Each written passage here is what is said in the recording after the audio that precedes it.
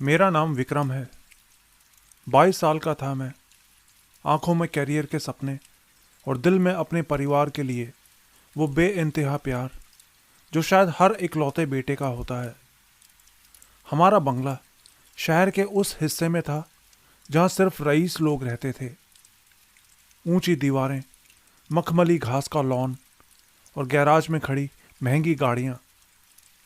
लेकिन उस चमक धमक के पीछे जो सड़न और साजिशें पैदा हो रही थी, उसका अंदाज़ा मुझे तब हुआ जब घर की हवाओं में ममता की महक की जगह एक अजीब सी कड़वाहट घुलने लगी। मेरे पापा केदारनाथ का शहर में रियल एस्टेट का एक बहुत बड़ा काम था।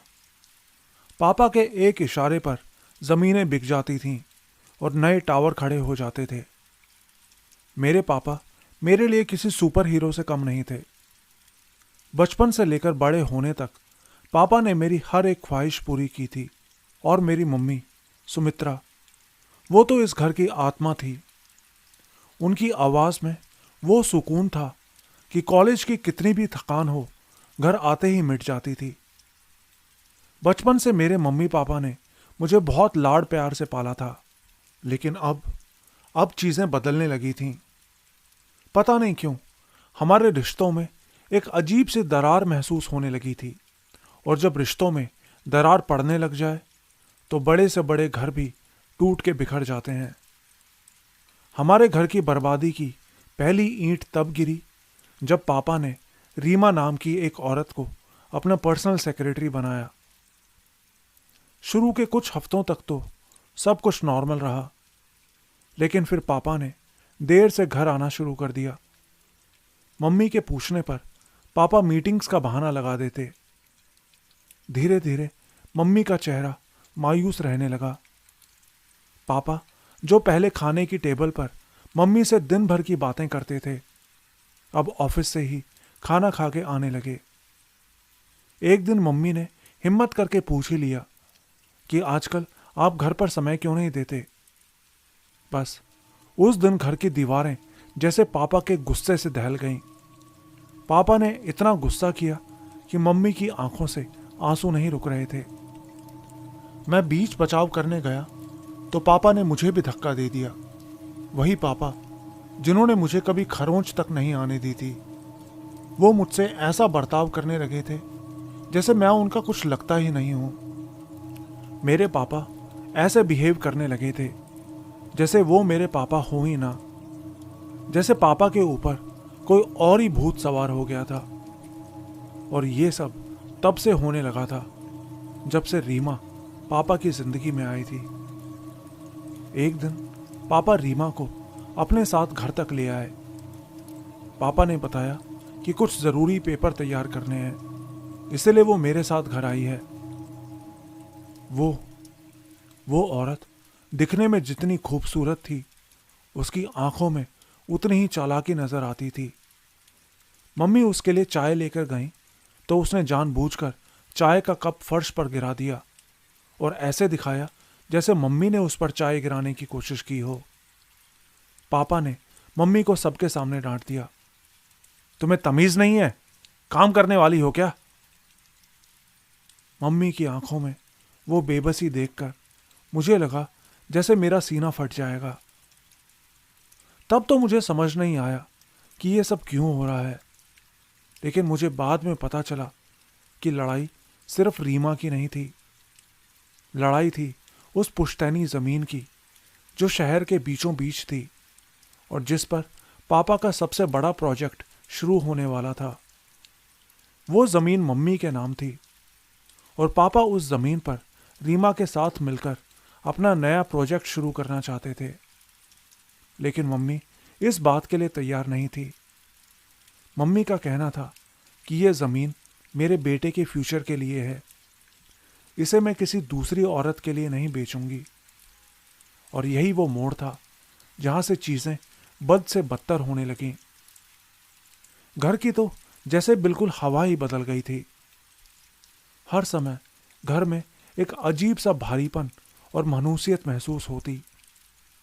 पापा रात रात भर रीमा के साथ बंद कमरे में रहते। रात रात भर उन दोनों के हंसने, बातें करने की आवाज़ें आती और मेरी मम्मी साथ वाले कमरे में चुपचाप तकिए में मुंह छुपाकर रोती रहती। लेकिन इसके बाद जो हुआ वो मैंने कभी सपने में भी नहीं सोचा था। मम्मी की मौत से करीब 1 हफ्ते पहले मुझे घर के बाहर एक आदमी पापा से बात करता दिखाई दिया। पापा किसी से बात कर रहे थे। वो आदमी पापा के ऑफिस का तो बिल्कुल नहीं लग रहा था। उसने ऊपर से नीचे तक काले कपड़े पहने थे और गले में एक माला पहनी हुई थी। देखने से ही पता चल रहा था कि ये कोई तांत्रिक है। वो दोनों हल्की आवाज में फुसफुसा के कुछ बात कर रहे थे। उस आदमी ने पापा को एक पुड़िया और एक तावीज जैसा कुछ अपने झोले से निकाल के दिया और पापा उस पुड़िया और तावीज को लेकर घर में आ गए। पता नहीं उस पुड़िया में क्या था और पापा उसका क्या करने वाले थे, लेकिन उस दिन से ही मेरी मम्मी की तबीयत खराब रहने लगी। शायद पापा की वजह से मम्मी परेशान रहने लगी थी, इसलिए उनकी तबीयत भी खराब हो रही थी।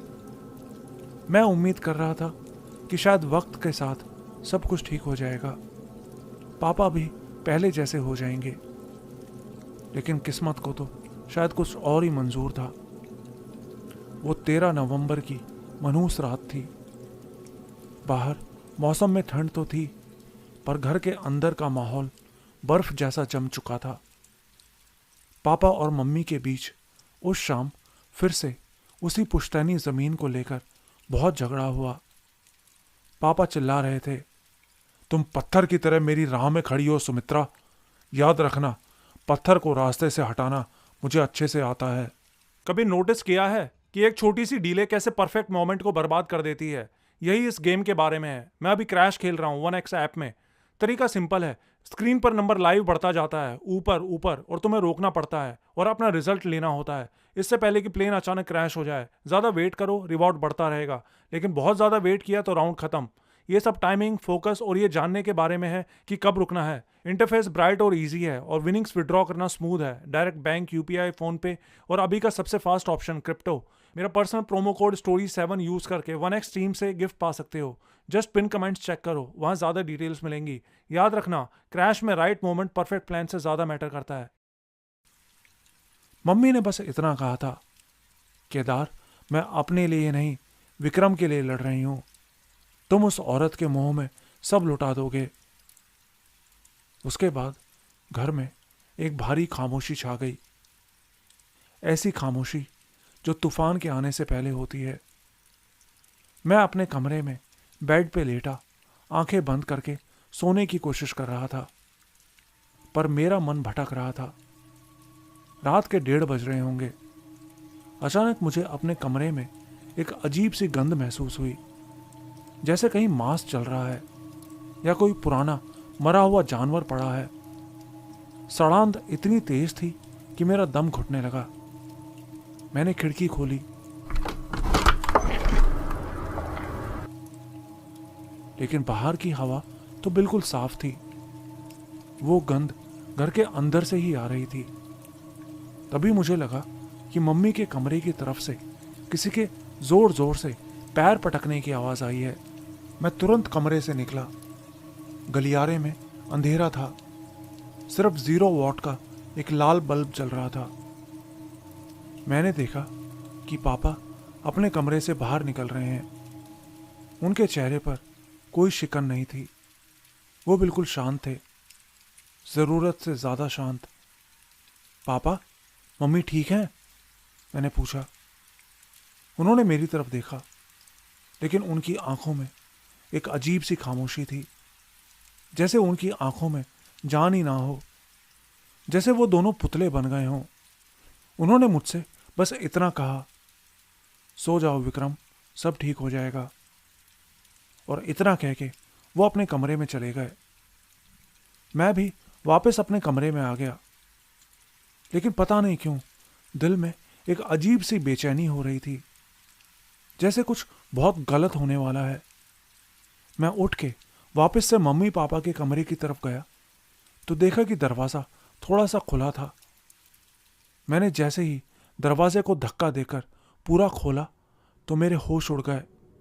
अंदर कमरे में मेरी मम्मी पंखे से लटक रही थी, लेकिन वो आत्महत्या जैसा तो बिल्कुल भी नहीं लग रहा था। मम्मी का शरीर नीला पड़ चुका था, लेकिन उनकी आंखें पूरी तरह खुली थीं और सीधा सामने दरवाजे की तरफ देख रही थी, जैसे आखिरी वक्त में उन्होंने किसी शैतान को देख लिया हो। उनकी जीभ बाहर निकली हुई थी और उनके नाखूनों से काला खून रिस रहा था। पर सबसे डरावनी बात क्या थी जानते हो? मम्मी के पैर जमीन से सिर्फ 1 इंच ऊपर थे। उनके बेड के नीचे फर्श पर कोयले से एक अजीब सा निशान बना हुआ था और उस पर सिंदूर के छींटे पड़े थे। मम्मी को यूं देख के मेरे मुंह से चीख निकल गई। मैं चिल्लाया, मम्मी! मैं भाग के अपनी मम्मी से लिपट गया और उनको सहारा देने की कोशिश करने लगा, लेकिन मेरे पापा वहां बगल में ही कुर्सी पर बैठे ये सब देख रहे थे। उनको तो जैसे कोई फर्क ही नहीं पड़ रहा था, जैसे वो अंधे हो गए हों। मैं चिल्लाया, पापा देखो मम्मी को क्या हुआ, पापा! लेकिन पापा के चेहरे पर कोई सदमा नहीं था। फिर उन्होंने पुलिस को फोन किया और अगले ही पल रीमा को मैसेज करके मम्मी की मौत के बारे में बता दिया। कुछ ही देर बाद पुलिस भी वहां आ गई। पूछताछ हुई, लेकिन पापा के रसूख के आगे सारा मामला दबा दिया गया। मम्मी की मौत को सुसाइड डिक्लेयर कर दिया गया। मम्मी की लाश को जब ले जाया जा रहा था, तब मैंने देखा कि मम्मी की मुट्ठी बंद थी। मैंने चुपके से उनकी मुट्ठी खोली तो अंदर काले धागे से लिपटा हुआ एक तावीज था।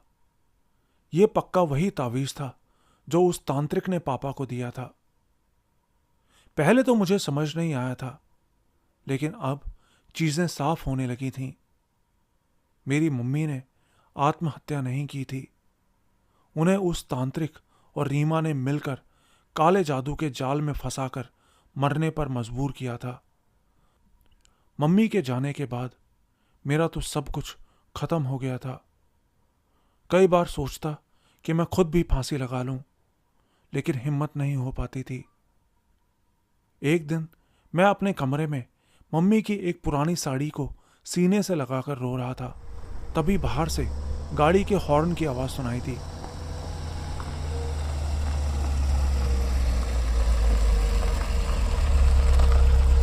बाहर निकला तो देखा बाहर पापा की नई पजेरो खड़ी थी, जिससे रीमा नीचे उतर रही थी। लाल रंग की साड़ी पहने, डार्क लिपस्टिक और चेहरे पर ऐसी खुशी जैसे उसने कोई किला फतेह कर लिया हो।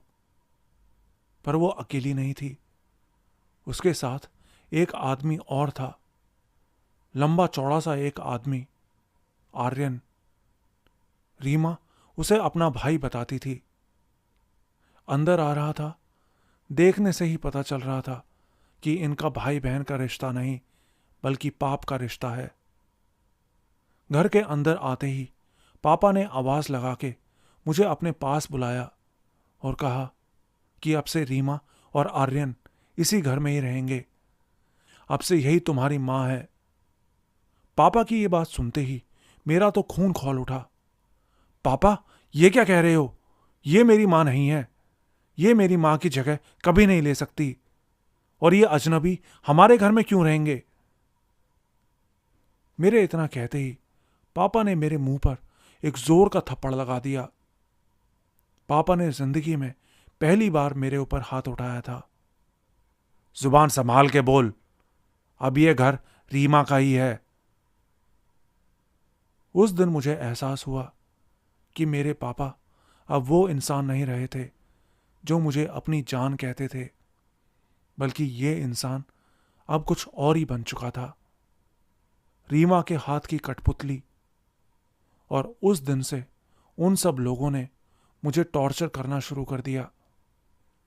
रीमा ने मम्मी की सारी चीजें, उनकी साड़ियां, कपड़े, यहां तक कि उनकी पसंदीदा पेंटिंग्स भी सब स्टोर रूम में फिकवा दी। जिस किचन में मम्मी प्यार से खाना बनाती थी, वहां अब आर्यन और रीमा रात भर शराब पीते और रंगरलियां मनाते। पापा को तो कुछ होश ही नहीं होता था।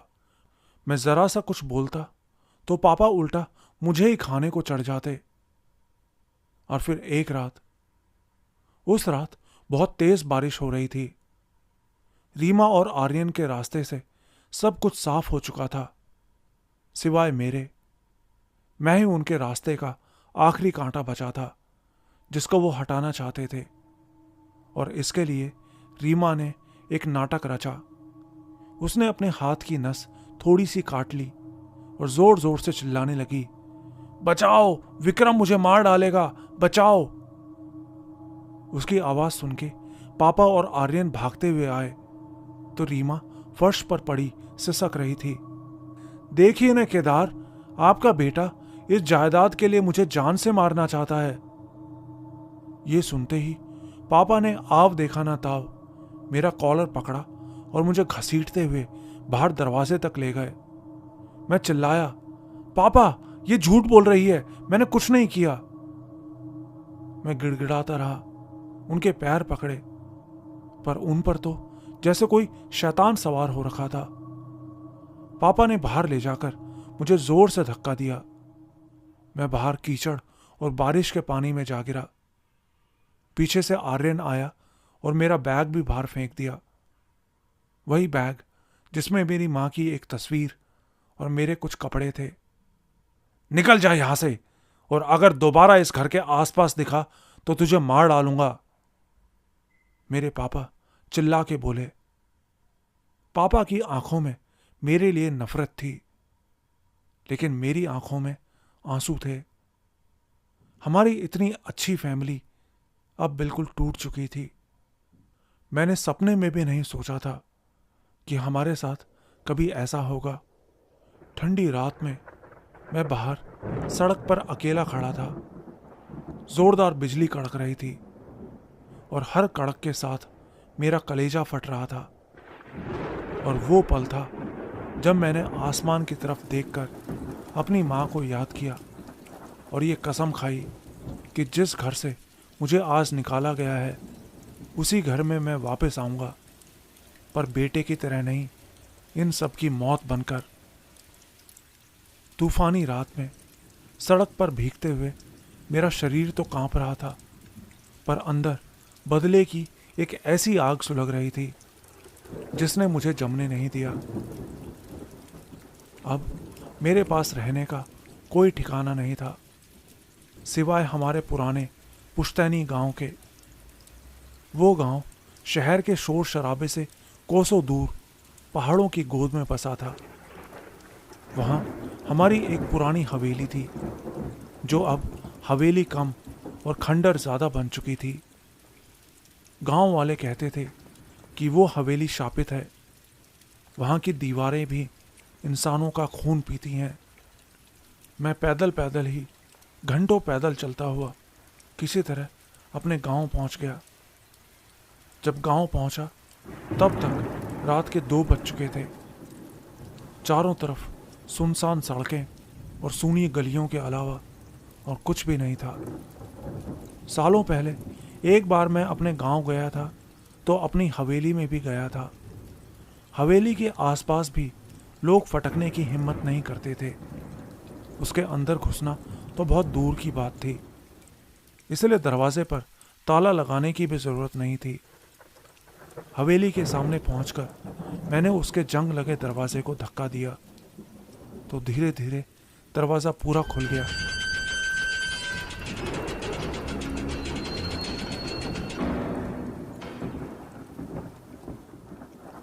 ऐसा लग रहा था जैसे खुद वो दरवाज़ा रो रहा था। अंदर चारों तरफ धूल, बड़े बड़े मकड़ी के जाले और सड़ांध के अलावा और कुछ नहीं नजर आ रहा था। दीवारें ऐसी काली थीं जैसे बरसों से उन्होंने अंधेरे के अलावा और कुछ देखा ही ना हो। मेरे पास जाने के लिए और कोई जगह नहीं थी। हारा थका मैं वहीं अपनी माँ की तस्वीर सीने से लगाकर फर्श पर ही लेट गया। पर नींद कहाँ आने वाली थी। आंखें बंद करते ही मेरी माँ का वो हंसता हुआ चेहरा याद आ जाता। किसी तरह पूरी रात गुजरी। गांव में मैं किसी को जानता भी नहीं था, इसलिए सुबह उठ के मैं गांव के किनारे बने एक पुराने कुएं की तरफ चला गया। समझ नहीं आ रहा था क्या करूं। वहीं अकेले भटकते भटकते मुझे गांव के बाहर एक जर्जर सी झोपड़ी दिखाई दी, जिस पर काली राख और सिंदूर के निशान बने थे। अगले 3-4 दिन मैं हर रोज उसी कुएं के पास जाता और उस झोपड़ी को देखता। साथ में थोड़े बहुत जो पैसे मेरे पास थे उनसे खाना पीना हो जा रहा था। सच बताऊं तो दिल में अब जिंदा रहने की कोई ख्वाहिश ही नहीं बची थी। इसलिए मैंने ज़्यादा किसी से बात नहीं की, ना किसी को अपने बारे में बताया। लेकिन वहाँ कुएं के पास बैठे बैठे मैं ये नोटिस करता कि गांव के लोग उस रास्ते से जाते हुए झोपड़ी के सामने से भागकर निकलते थे, जैसे वहाँ कोई बहुत मनहूस चीज़ रहती हो। फिर कुछ लोगों से पता चला कि उस झोपड़ी में कोई बसंती बुढ़िया रहा करती थी। गांव के लोगों का कहना था कि वो बुढ़िया एक डायन है।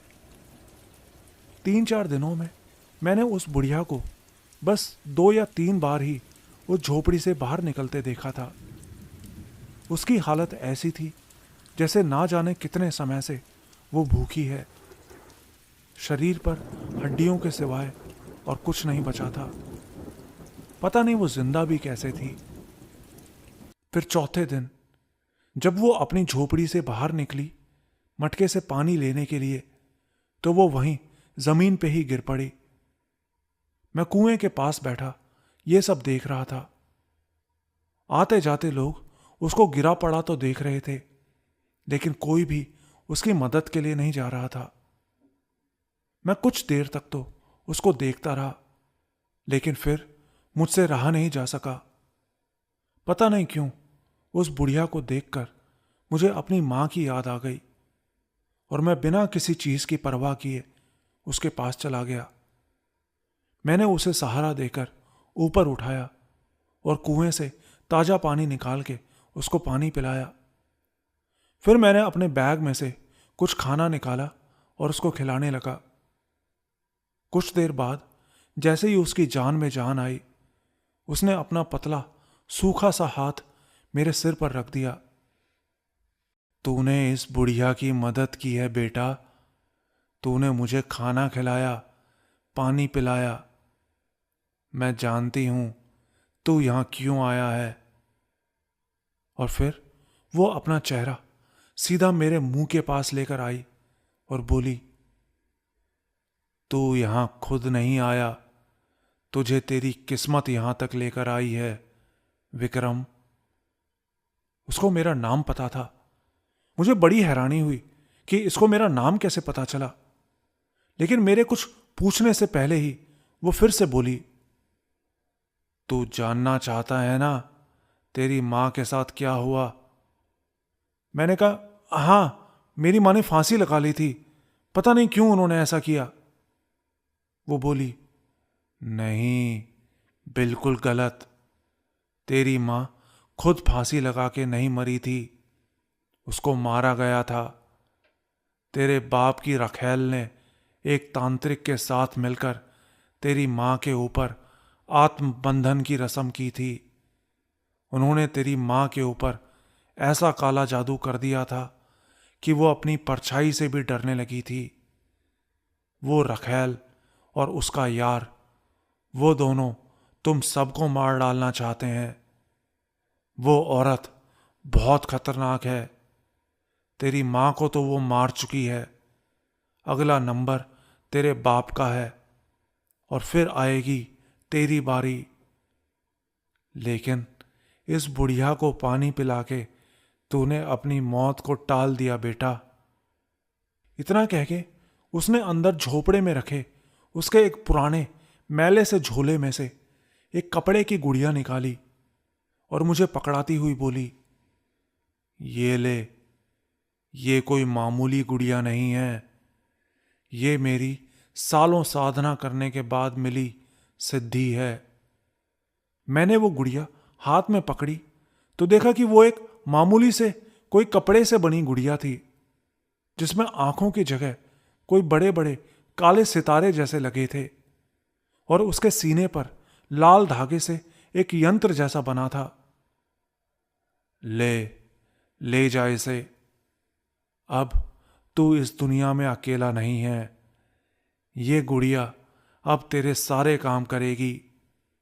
दुनिया का कोई काला जादू, कोई तांत्रिक इस विद्या के आगे टिक नहीं सकता। इस गुड़िया की मदद से तू अपने किसी भी दुश्मन को अपना गुलाम बना सकता है, जान से मार सकता है।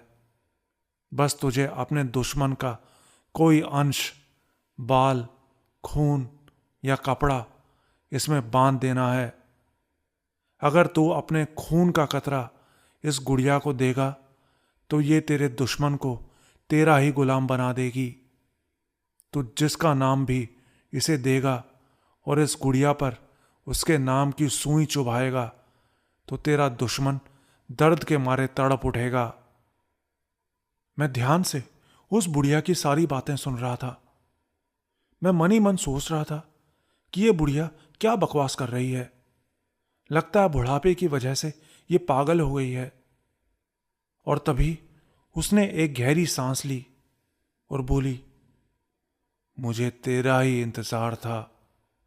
अब मैं अपना शरीर छोड़ के जा रही हूं। ये गुड़िया हमेशा तेरी रक्षा करेगी। और बस इतना कहते ही एक हिचकी के साथ उसकी जान निकल गई। मेरी आंखों के सामने ही उस बुढ़िया की मौत हो गई। लेकिन मरते मरते वो मुझे एक ऐसा हथियार दे गई थी जिसके आगे दुनिया की कोई भी ताकत नहीं टिक सकती थी। वो गुड़िया जिसकी मदद से मैं अपनी मां की मौत का बदला लेने वाला था।